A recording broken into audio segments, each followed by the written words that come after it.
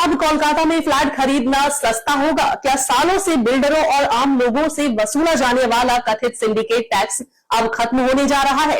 बंगाल में सत्ता बदलने के बाद सिंडिकेट राज को लेकर बड़ी चर्चा शुरू हो चुकी है। कई बिल्डरों का दावा है कि जो लोग पहले बालू, सीमेंट और निर्माण की सामग्री के नाम पर जबरन पैसा वसूलते थे, वे अब नजर नहीं आ रहे हैं।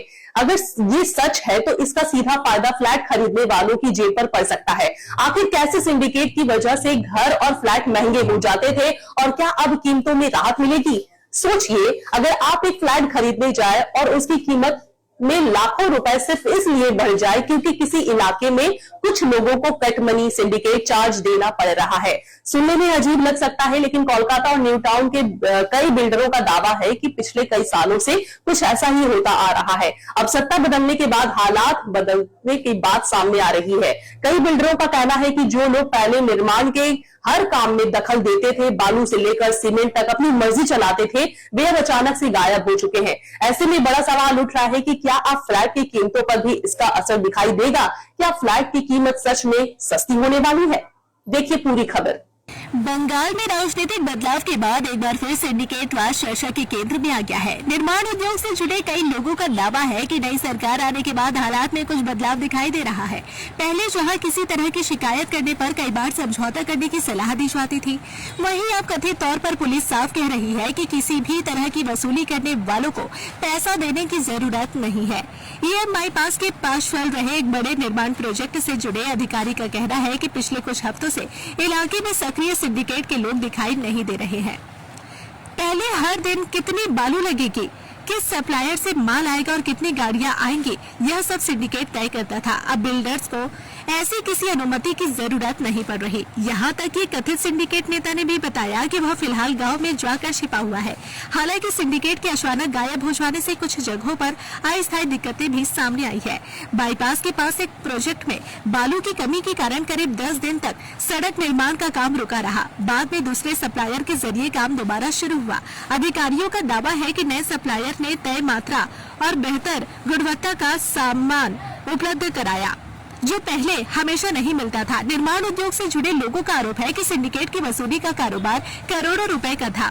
बाईपास के पास करीब 300 करोड़ रुपए के बड़े प्रोजेक्ट में सिर्फ सिंडिकेट को ही लगभग 3 करोड़ रुपए देने पड़े थे। एक निर्माण कंपनी के अधिकारी ने बताया कि प्रोजेक्ट शुरू करने से पहले स्थानीय सिंडिकेट नेताओं के साथ बैठक करने के लिए मजबूर किया जाता था।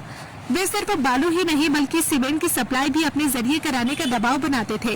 एक स्वास्थ्य सेवा परियोजना से जुड़े अधिकारी का दावा है कि हर रेडी मिक्स कंक्रीट कंटेनर भी उस पर 1200 रुपए अलग से देने पड़ते थे, जबकि सिंडिकेट का उस सामग्री की सप्लाई से कोई सीधा संबंध नहीं होता था। बावजूद इसके वे प्रोजेक्ट के मुनाफे में हिस्सा चाहते थे। सिर्फ वसूली ही नहीं, बालू के कारोबार में भी बड़े पैमाने पर गड़बड़ी के आरोप लगे हैं। बिल पूरा लिया जाता था, लेकिन कई बार तय मात्रा का सिर्फ 70% सामान ही पहुंचवाया जाता था। विरोध करने पर काम रुकवाने या दूसरे दबावों का डर बना रहता था। सबसे ज्यादा असर रियल एस्टेट सेक्टर पर पड़ा। कई बिल्डर्स का दावा है कि कोलकाता और न्यू टाउन के अलग अलग प्रोजेक्ट्स में प्रति वर्ग फुट 500 से 1000 रुपए तक अतिरिक्त खर्च जोड़ दिया जाता था। यह पैसा आखिरकार फ्लैट खरीदने वाले लोगों से ही वसूला जाता था, यानी एक मध्यम आकार के फ्लैट पर लाखों रुपए का अतिरिक्त बोझ पड़ता था। सिर्फ बड़े बिल्डर्स ही नहीं, आम लोग भी इससे प्रभावित होते थे। पाटुली के एक बुजुर्ग दंपति ने अपने घर की रंगाई का काम शुरू कराया था। आरोप है कि कुछ लोग वहां पहुंच गए और 1 लाख रुपए की मांग करने लगे। पैसे नहीं देने पर काम रुकवाने की धमकी भी दी गई। इलाके के एक अन्य निवासी का दावा है कि नया घर बनाने पर स्थानीय प्रभावशाली लोगों को प्रति वर्ग फुट 30 रुपए तक देना पड़ता था, यानी 5000 वर्ग फुट के घर के लिए निर्माण शुरू होने से पहले ही करीब 1.5 लाख रुपए अतिरिक्त खर्च हो जाते थे। अब तक कोलकाता और बिधाननगर नगर निगम क्षेत्र के कम से कम 12 पूर्व तृणमूल पार्षदों को विभिन्न आरोपों में गिरफ्तार किया जा चुका है।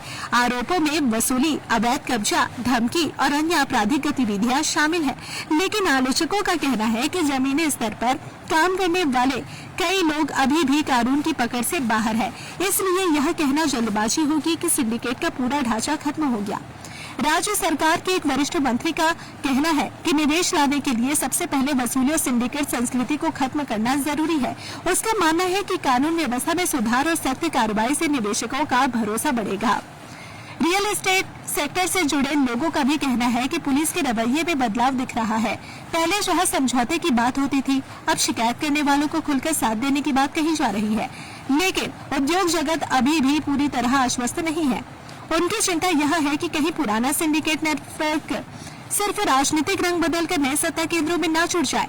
इसलिए निवेशक और बिल्डर अभी इंतजार कर रहे हैं कि यह बदलाव अस्थायी है या वास्तव में स्थायी। अब सबसे बड़ा सवाल यही है कि अगर वसूली और अतिरिक्त खर्च सचमुच खत्म होते हैं तो क्या आने वाले दिनों में कोलकाता न्यू टाउन में फ्लैट की कीमतें कम होंगी? इसका जवाब आने वाला समय ही देगा। लेकिन फिलहाल रियल एस्टेट सेक्टर उम्मीद और सतर्कता दोनों के साथ आगे बढ़ रहा है।